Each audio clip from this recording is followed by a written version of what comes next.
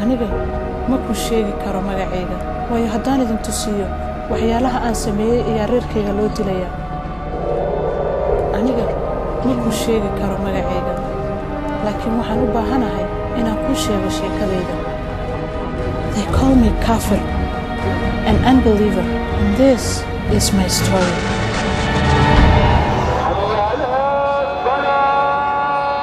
I'm a Somali, born and raised in the Horn of Africa. To be Somali is to be a Muslim. Our religion is our culture. Somali people are very close. We share everything. In our house, we had only one room, and there were 7 of us. We all grew up together, cousins, aunts, uncles, grandparents. We don't belong to our parents only, but to all our relatives, the whole community. Even those who are far, we are still part of each other. We depend on each other. When I was in secondary school, my father died. My uncle in the US took over the responsibilities of my family. He provided our food, our schooling, everything. This is our custom when the father passes. My uncle brought me to the city to live with his family, those who remained in Africa. He chose me out of all my brothers and cousins because he believed in me, that in the future I will be something. I will change the family, the community. Some people thought this was a mistake. They said, keep her in the village, find her husband. In the city she might lose her way. In some ways, they were right. It was there, in that city, I met some people who would change the course of my life.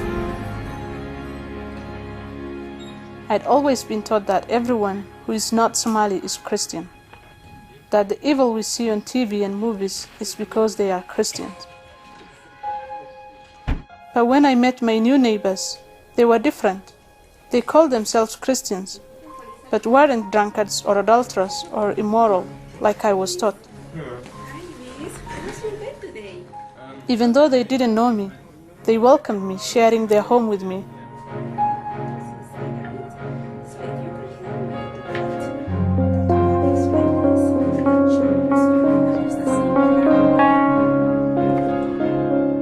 I started thinking, no, we should be Muslims because we are very good, more than even a Muslim.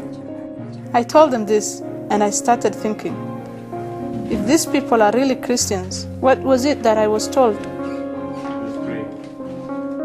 Before every meal or activity we had together, they prayed. And for me, it was the first time I had seen that.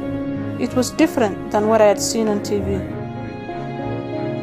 Sitting with them and listening and seeing it, I realized I wanted it. That's how I wanted to pray. That's how I want to do it. Except the part at the end where they said in the name of Jesus. That's the part I struggled with. They prayed about everything in their life, like they were talking to someone they knew, like a father.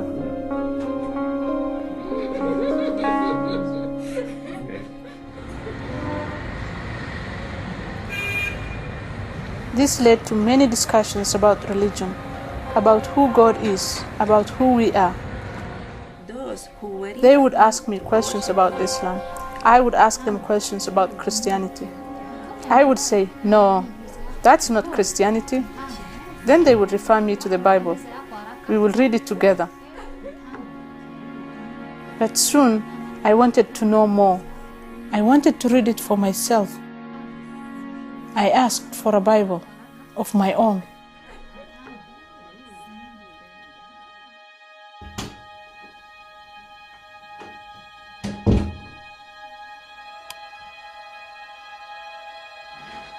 I read it in secret. And I remember I would read and read and read, and I just wanted to go on and on. But I struggled with who Jesus was. I was always taught that God is one. For God to have a son, that's blasphemy. He would have to marry, have a wife, and that's impossible. For me, I could not even listen to it.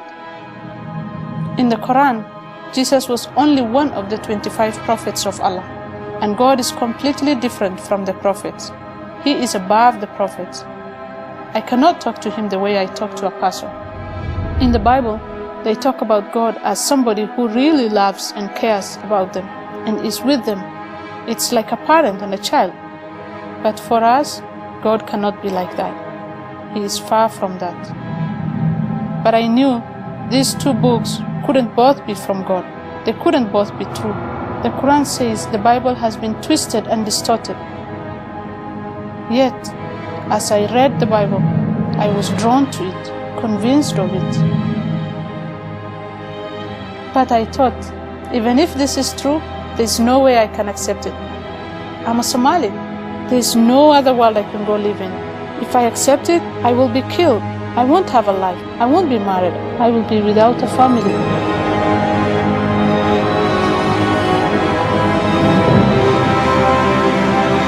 But the closer I got to my Christian friends, and the more I studied, the more trouble it caused for me and my family. They wanted to know where I was getting this all of a sudden doubt. You should not ask questions. Asking questions about Islam means that I was doubting.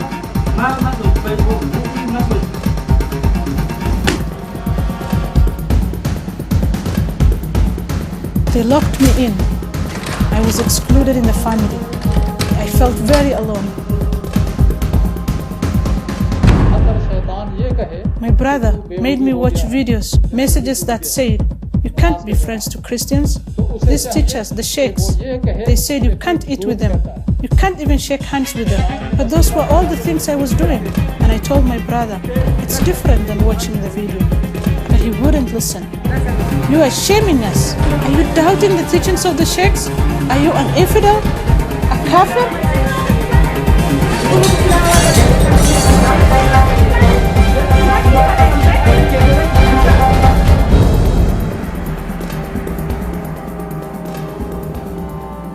My brother, my community, they turned against me.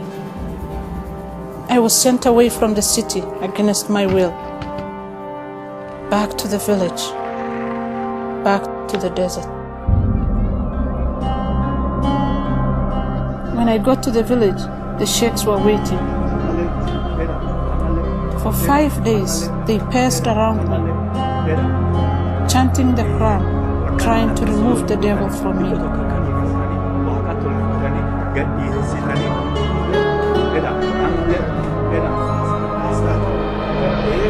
They spit on me, they spit in a bowl, then made me drink and wash. They said it will purify me. But your heart has to accept. You have to want it for the prayer to work. But this time, I didn't. I was forced to. My heart was completely against it. I had no hope in these prayers. I didn't want this life they had planned for me, and I felt more helpless than ever. I thought my life was over. Is this my religion? Is this what I will be?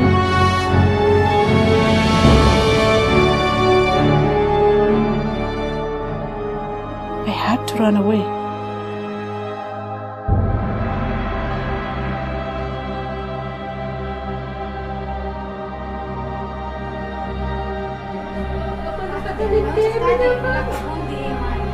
My mother begged me not to go. No, we will suffer if you do this. Your uncle will stop supporting us, and we don't have anything. None of us. We will die. I pleaded with her. Just let me run away. I can't accept this life.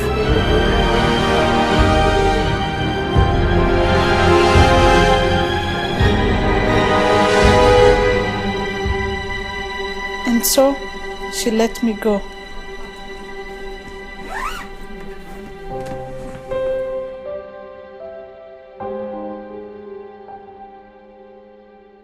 I put on the sharer, the veil. This time, it was not to show my submission, but to hide my identity. It was my only way to escape, and I would have only one chance.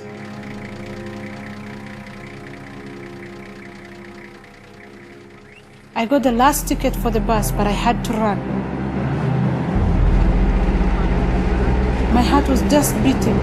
They could come after me. Will I get away? In my heart, I was just praying that I could get away.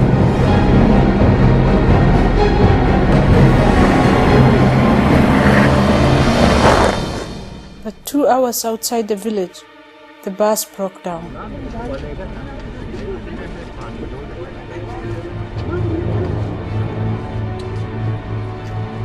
Everyone got off. I just sat there.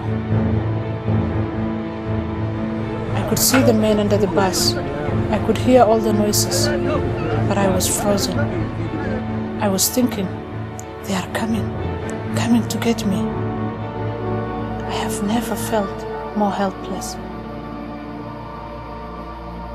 But then I remembered the things I read about Jesus, the miracles he did. I remembered all those talks with my Christian friends about how he healed the sick, how he brought the dead to life. If it really is true, then he can help me. All my hope was in this prayer. If you are really the Son of God, God of miracles, can you save me?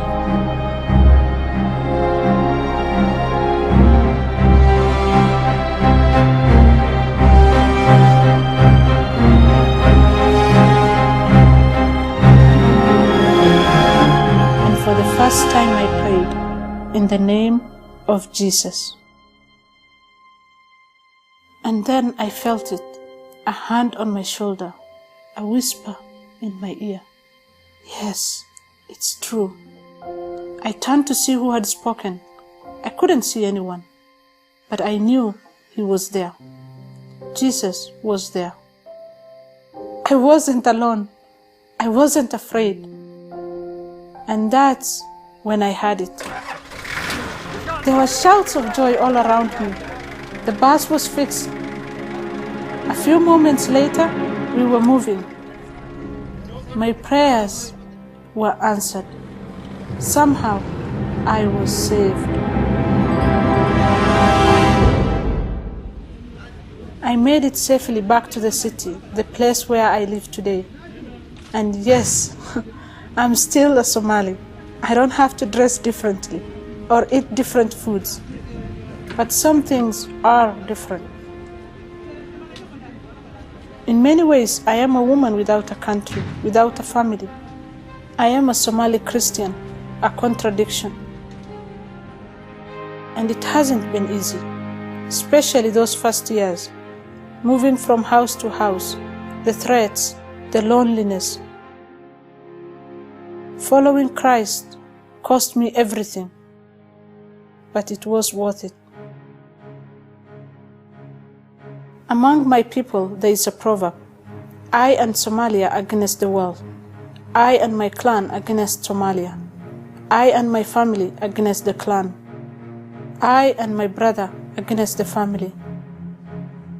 I against my brother. But I don't believe this anymore. Now I pray for different things. I pray that God will redeem the Somali people. They are not the enemy. They just need to know the truth. I pray that my people would know the Jesus of the Bible.